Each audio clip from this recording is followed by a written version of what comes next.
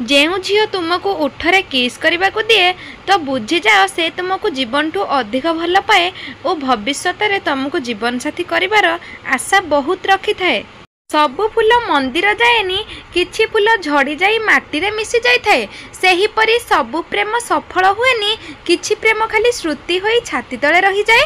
କାହାକୁ ପାଇଯିବା ପ୍ରେମ ନୁହେଁ କି କାହାକୁ ହରାଇ ଦେଇ ମନ ଦୁଃଖ କରିବା ପ୍ରେମ ମଧ୍ୟ ହୋଇନଥାଏ।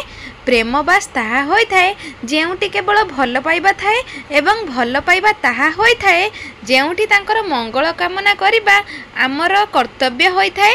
ତୁମେ ଯେତେ ବି କଷ୍ଟରେ ଥାଅ, ଯେତେ ବି ଦୁଃଖରେ ଥାଅ, କେବେ ତାଙ୍କୁ ଜଣାଅ ନାହିଁ ଯିଏ କେବଳ ହସିବା ଜାଣନ୍ତି, ଯିଏ ସମବେଦନା ଦେବା ବଦଳରେ ତୁମକୁ ଭୁଲ କ'ଣ ଜଣାନ୍ତି, ଯିଏ ତୁମ ହାତ ନୁହେଁ ତୁମ ଦୋଷକୁ ଧରନ୍ତି। କାରଣ ଏମାନେ ବାସ୍ ତୁମର କଷ୍ଟକୁ ଦେବାର ସୁଯୋଗରେ ଅପେକ୍ଷା କରିଥାନ୍ତି। ନିଜ ଇଚ୍ଛାରେ ବଞ୍ଚ, ତାହା କର ଯାହା ତୁମକୁ ସଫଳତା ଦେବ।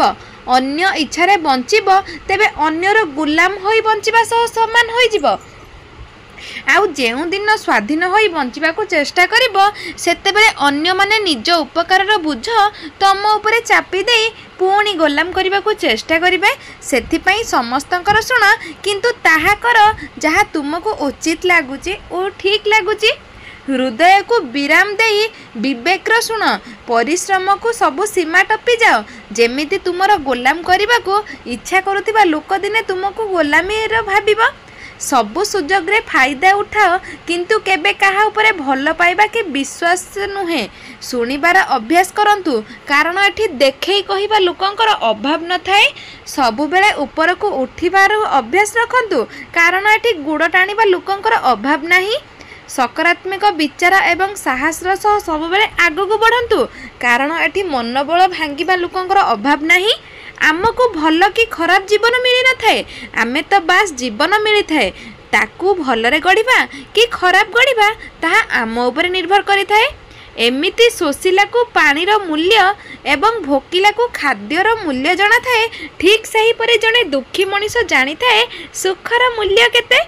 ନିଜର କ୍ଷମତାକୁ ସମସ୍ତଙ୍କୁ ଦେଖାଅ ନାହିଁ, କାରଣ ସମସ୍ତଙ୍କ ଘରେ ମଲମ ନଥାଏ, କିନ୍ତୁ ସମସ୍ତଙ୍କ ପାଖରେ ଲୁଣ ନିଶ୍ଚୟ ଥାଏ। ଜୀବନରେ ତାଙ୍କୁ ଭୁଲି ଯାଅ ନାହିଁ ଯିଏ ତୁମକୁ ପ୍ରତ୍ୟେକ ମୁହୂର୍ତ୍ତରେ ମନେ ପକାଏ ଏବଂ ନିଜଠାରୁ ବି ଅଧିକ ତୁମକୁ ଭଲ ପାଇଥାଏ। ତାଙ୍କ ଆଖିରେ କେବେ ଲୁହ ଦିଅ ନାହିଁ ଯିଏ ତୁମକୁ କାନ୍ଦିବା ଦେଖି ନିଜେ କାନ୍ଦି ପକାଇଥାଏ। ଯଦି କେବେ ତାଙ୍କୁ ଧୋକା ଦେବା କଥା ମନକୁ ଆସେ, ଏହି ଗୋଟିଏ କଥା ନିଜ ମନକୁ ନିଶ୍ଚୟ ପଚାରିବ, ଯିଏ ତୁମକୁ ଏତେ ଭଲ ପାଏ ତୁମେ କ'ଣ ସତରେ ତାଙ୍କଠାରୁ ଏମିତି ପ୍ରେମ ନିଜ ଆଉ କେଉଁଠି ପାଇପାରିବ? ବଞ୍ଚିବା ପାଇଁ ଯେପରି ନିଶ୍ୱାସ ଆବଶ୍ୟକ, ସେହିପରି ସମ୍ପର୍କ ପାଇଁ ବିଶ୍ୱାସ ନିହାତି ଆବଶ୍ୟକ ହୋଇଥାଏ। କାହା ହୃଦୟକୁ ଜିତିବାକୁ ଚାହୁଁଥିଲେ ତାଙ୍କୁ ହୃଦୟରୁ ଭଲ ପାଇବା ଶିଖ। କାହାକୁ ହୃଦୟରୁ କଷ୍ଟ ଦେବାକୁ ଚାହୁଁଥିଲେ ତାଙ୍କୁ ହୃଦୟରୁ ବାଧିଲା ଭଳି କଥା କହିକି ଦେଖ।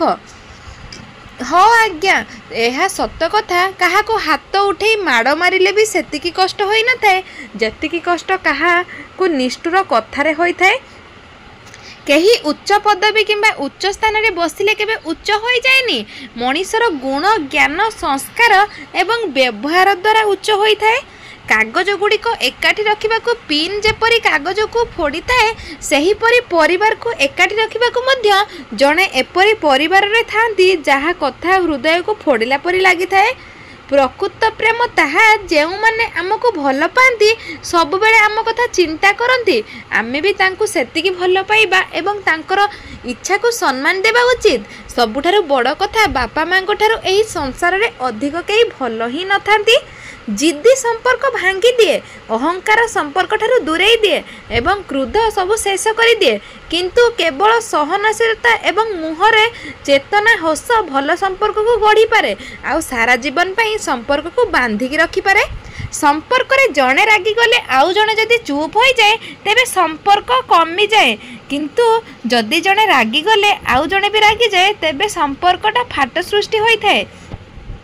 ଶ୍ରୀମଦ୍ ଭଗବତ ଗୀତାରେ 6ଠ ଅଧ୍ୟାୟରେ 34ତମ ଶ୍ଲୋକରେ ଅର୍ଜୁନ ପଚାରୁଛନ୍ତି, ହେ କୃଷ୍ଣ, ହେ ମାଧବ, ଏ ମନ ବହୁତ ଚଞ୍ଚଳ, ଅନ୍ୟ ଇନ୍ଦ୍ରିୟମାନଙ୍କ ବାସକ ସାଧିଥାଏ, ବହୁତ ଦୃଢ଼ ଏବଂ ବଳବାନ ମଧ୍ୟ ଏହି ମନକୁ ଅଧୀନ କରିବା ମୁଁ ବାୟୁକୁ ଅଧୀନ କରିବା ପରି ବହୁତ ଦୁଷ୍କାର ଭାବୁଛି। कृपापूर्वक मोर शंका दूर करंतु मन को किपरि बस करि हेबो। दशरथ बंधु अर्जुन स्थान रे निजे रही देखंतु मु मध्य आपणकर आगरु अनेक थर कहि सारिछि कि मन अस्थिर एवं चंचल एहाको कंट्रोल करंतु नचेत एही मन आपन को कंट्रोल करिबो। जदि मन को आपण कंट्रोल करबा शिखी गले तेबे आपण जहा चाहिबे ताहा पाइबे। हाँ एहा मो पई कहिबा अनेक सहज थिला किंतु करिबा मनीष पक्षे एते भी सहज नुहे। तेबे कौन मन को कंट्रोल करा जाई परिबो नहीं आसंतु श्रीकृष्ण को ठारू जानिबा। भागवत गीतार 6 अध्याय रे 35तम श्लोक रे भगवान श्रीकृष्ण एते कष्टर प्रश्नर उत्तर अति सरल रे बुझाई कहउचंती हे महाअर्जुन निस्सहाय मन चंचल एवं कठिनतार परिपूर्ण होइथाए। हे कुंती पुत्र अर्जुन एहा अभ्यास एवं वैराग्य रे बसीभूत होइथाए। बंधुगण जदि एही गोटे परामर्श को आपण ध्यानर चिंतन करिवे तेबे आपण को समस्त शंका मध्य दूर होई जिवो। पिलाटीए जन्मरु कथा कहिबा शिखि न थाए क्रमतक्रमे कहिबा अभ्यास पई से कथा कहिबा शिखि थाए।